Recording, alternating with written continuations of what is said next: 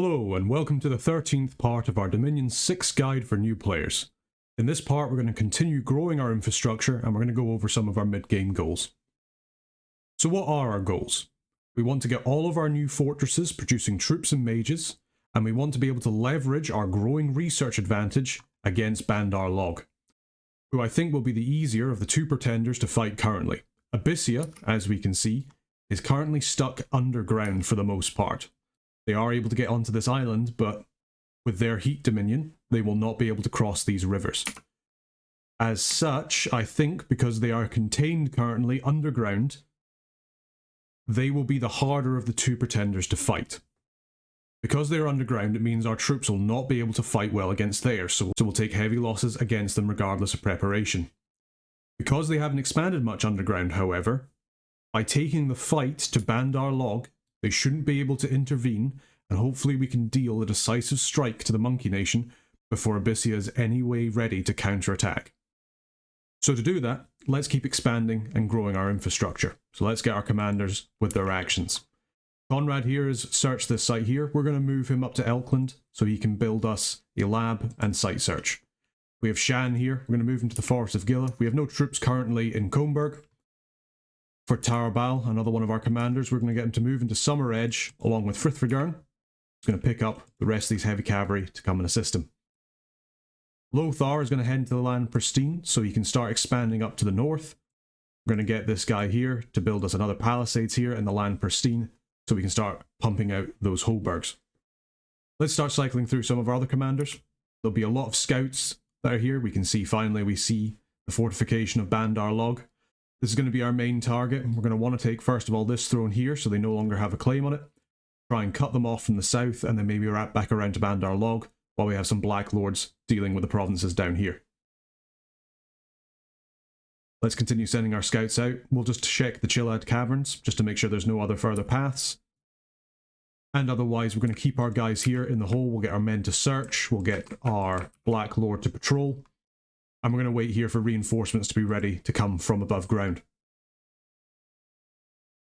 Ursnek, because we can't forget him. Let's start making some Dwarven Hammers. We're going to probably make 2 Dwarven Hammers.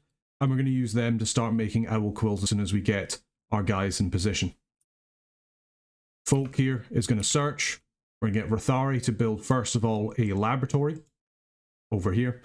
If he builds a lab first, it means that when Folk is done, he can move to the Moss Woods and he can immediately start either researching or building us our Owl Quills.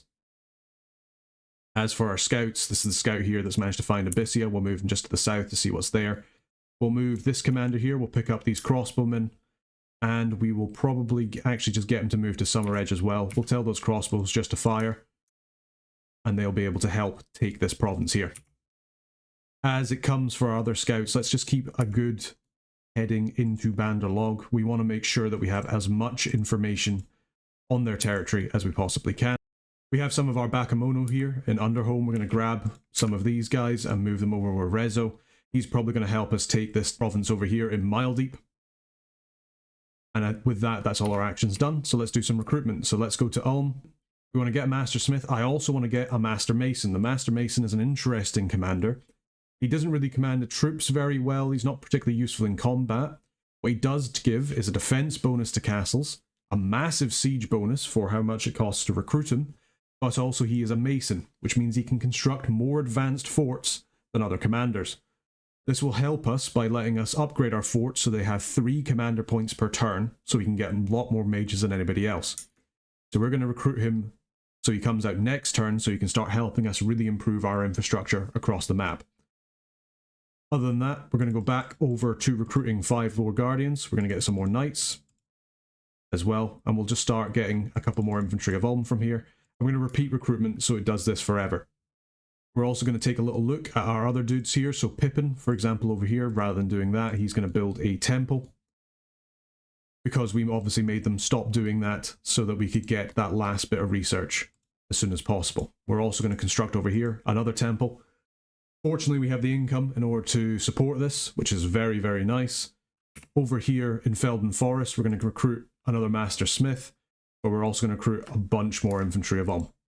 Other than that, let's try and keep our independent recruitment up as much as we can. We're already recruiting a bunch of Hoburgs over here in the land pristine. We have a couple of heavy cavalry coming out as well. We have our crossbows over here, which we're going to increase the amount of somewhat.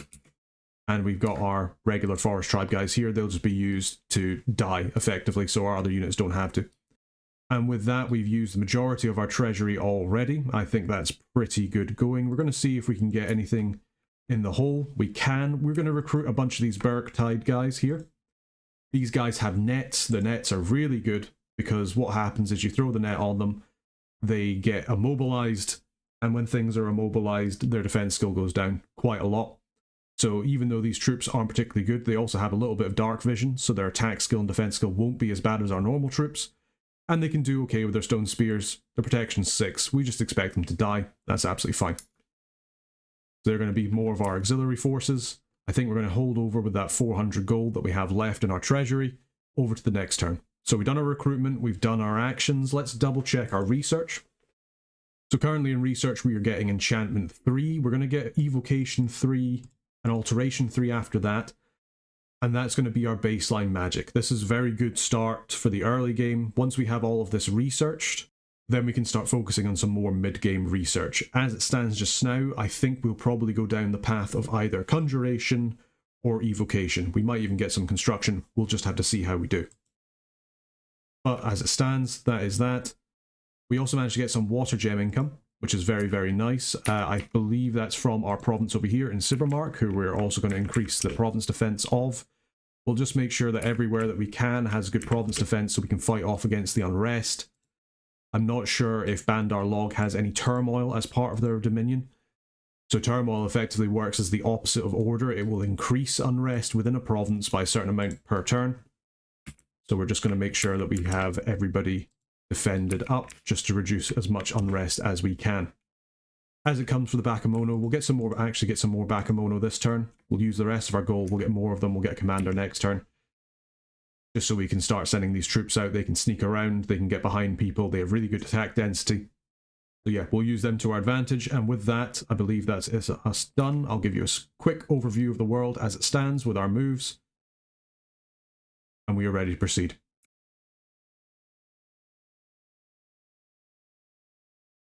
So we can see here that we've completed our research into enchantment. We nearly completed level 2 research as well, which is fantastic. You can see our research points per month are increasing massively. As it stands, we also found a magical site in the hole, the Academy of Magic. We'll need to have a look at that in a second. There was also battle in Summer Edge. So we can see here as our battle in Summer Edge, we've got our knights on both sides, both our Knights of Ulm, our Black Knights, as well as the heavy cavalry that we've recruited. A bunch of independent troops, some undisciplined ones and some crossbowmen. Brothers fighting against brothers. How horrible. These troops here will just die. We don't really care about that, while our cavalry attack from the sides, get around the flank, kill the shaman, and immediately rout the army. Fantastic. While these guys here seem like they're running, I can't blame them. Morale has just broken. They have done their job, in that nothing too expensive has died, and we have won the day. So let's have a little quick look at our casualties. We see we lost 12 of our bear tribe. One of our heavy cavalry lost his mount. That's a shame, but we don't really care. Again, they're just there to bulk up the force a little bit. There was an unexpected event that happened in the Sanguine Swamp. So it seems we've got some Atlanteans. That's quite nice. For 80 gold, I really can't complain. These Meteorite Guard as well are actually fairly good troops, so we might be able to use them later under the water. A worldwide event has occurred. It has increased the heat for a little bit, so unrest is increased and everywhere gets heat +1. Ugh. We also had our scout who was found in Bandar Log. I do not believe they have anybody who can bless there, so we'll not bother watching the battle. It did look like he managed to retreat though, so fingers crossed he did. And we can see here the construction of a fortress and the palisades done in the Felden Forest and the Forest of Gila. We've managed to get a couple of brigands. And one of our units who lost their mount has already deserted. Oh well, nothing you can do there. Let's see this Academy of Magic in the hole. So this is quite a good magic site in that we can recruit Wizards of the Earth, which are Earth Mage 2 with Adept Research and a random skill in either air, water, astral, or fire. So if we can get a Water Mage, that would be fantastic. That's actually just really good. Sometimes you'll find magical sites like this that will really help, and we already have a laboratory which I believe was actually built because of the Academy of Magic, so we can immediately start recruiting these Wizards of the Earth. You can also get these Wizards Apprentice here, who will have a path in one of these bits here. They are also adept researchers, so they will counteract our drain skills. This is going to be really good for increasing our research going into the future. We'll spend the time to get a Wizard of Earth, and we'll probably get a couple more of these Birthright Hunters as much as we can. And we'll just tell our guys to research. If they're not going to be doing anything, they might as well. We're going to wait for a little bit more reinforcements coming in from Mile Deep. Over here we can see in Felden Forest that we've completed this. We're going to get another Woodhen Druid. We're also going to get a bunch more infantry of Ulm, just to improve the number of troops in this province. We're going to take Hildegard here. She's going to grab the troops that we currently have recruited in Ulm. You can see that we actually have a fairly sizable force, so we're going to tell some of them to guard her. We're going to tell some of the other ones to hold and attack rear, as so. We're going to send her over here for now. We're going to take all of these troops here. They're going to be another part of her attack, and we're going to set them up in a line, ready to go. For just now, we're going to tell her to stay behind troops, just because she doesn't have the magical items in order to help. And we're going to tell her to start moving towards Felden Forest. She'll pick up some more troops there. Our Master Mason will head over to Felden Forest as well. We can still upgrade that to a castle, but we want that as a citadel when we can. Lars, we will tell to research. That's grand. Folk didn't manage to find anything, so we'll head over to Moss Woods. In Moss Woods, we'll also build a temple. That palisade is 2 months from finishing. And you can see already our treasury is looking a little bit more sparse than it previously was. That's absolutely fine though. Over here, we're going to get another Priestsmith. We're going to get rid of some of these knights that we cannot recruit because we do not have the money. Because we cannot recruit another Priestsmith, I think what we'll do instead is we'll just get another... We could get a Black Priest actually, just to help us in a Dominion against Bandar Log, which I think might be better than getting another Master Smith. We have other places we can recruit Master Smiths, so we really want Ulm to be for our capital only units at this time. Earthsneck has done well. He's managed to forge one magical hammer. Let's forge a second one. Unfortunately for him, he cannot hold a hammer, so he cannot reduce the cost of magical items. And none of our other mages are actually have enough Earth Path in order to forge the hammer themselves. You need to have Earth 3 in order to forge a Dwarven hammer. Going up to Conrad here, we're going to get him to search. This palisade is 1 month away from finishing. We don't have the money to improve it to a laboratory and a temple. And we're going to tell Pippin to start making his way up here. I really don't like how much death is in this province. It's going to be really important to get a temple here as soon as we can. Looking at the Fortress of Gila, we're actually going to get a Black Acolyte here. In fact, let's just reset the recruitment. I don't know if we need any more of those troops, when instead we can get some of our better infantry of Ulm, like so. We're going to get a priest. They're slightly cheaper than the independent priests. We can't afford a mage really at the moment. So instead, let's just get another priest. We can use him to try and start preaching away this dominion up here. As for Lothar, we're going to get him to grab a couple of these crossbowmen, and they're just going to fire at the closest unit as best they can. And we're probably going to send him over into these Bear Tribe warriors here. See if Frithagern can join him. He cannot, so let's just move him instead to the Land Pristine. As it goes for these commanders here, we'll grab all the crossbows and we'll sit them on one, and we'll get him to start moving towards the Land Pristine as well. Zanera comes back to grab some more forces. We'll just grab these Bear Tribe here. That's absolutely fine. As well as these guys here. They're just going to be our undisciplined mass of troops. So we're going to start moving forward up towards these lands here just to help our expansion. Plan is hopefully if we can continue expanding to the west, we can potentially envelop Bandar Log and attack them from 2 different sides at once. Although it will mean that our troops are cut off from each other. With the fact that we're building the fortification, the Land Pristine, we should be able to secure ourselves a little bit better. Plus, I want to be able to take this throne at some point in the near future. So, as it stands, we're going to tell our guys to hide and wait,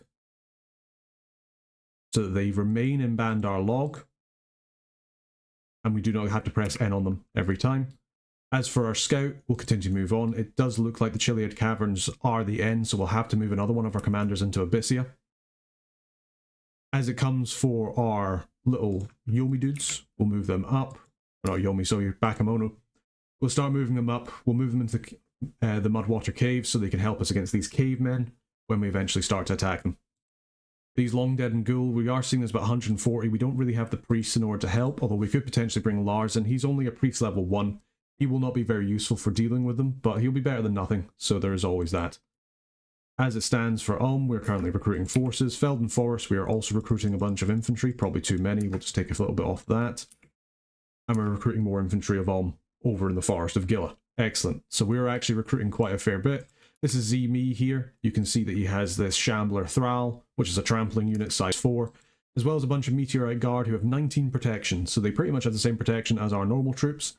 They are slaves, but their morale's pretty good. 15. Can't complain. They have Dark Vision 100. They could actually be really good for us underneath the ground, but they don't have anywhere easy to come in and reinforce our troops. So I think what we're going to do instead is we're going to move them to the Land Pristine, and we're going to use them to start expanding up into this area here. If they die to barbarians, I really don't care. We'll keep moving our scouts up. So we've seen everything we can down here. Abyssia is still stuck over there. That's absolutely fine. And we're going to keep moving our scouts through. We're going to leave this as a fortification for just now, as a palisades, just purely because we don't have the money. As you can see, even with our income, the amount of infrastructure improvement that we're doing is starting to take its toll. That's absolutely fine. Let's check our research. So as I said, we have enchantment 1, which does give us strength of giants. It gives us a little bit of a buffing spell. We're going to get enchantment 2 in a second as well. That'll be very helpful. What we might do, just as a point, we have this Dwarven Hammer. Here's our handful of acorns. So this is actually the one that gives you a retinue of 3 vine men. We may give that to our hero, just because, I know it's spare, we might as well. What we will do for her, though, is we will create her some magical armor. So you can see here that we're forging a helmet and a black steel full plate.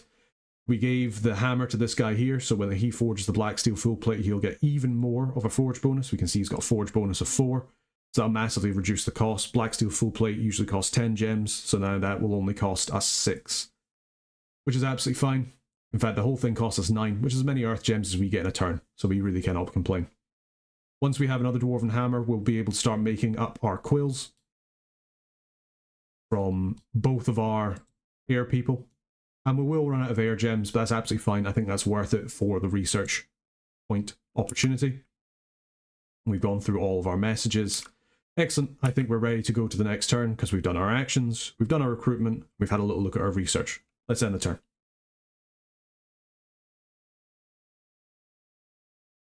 So in this turn here, we finished our research into enchantment as expected. We didn't find any magical sites. That's a shame. There was a battle in the Glistening Wood. Let's have a quick look at that.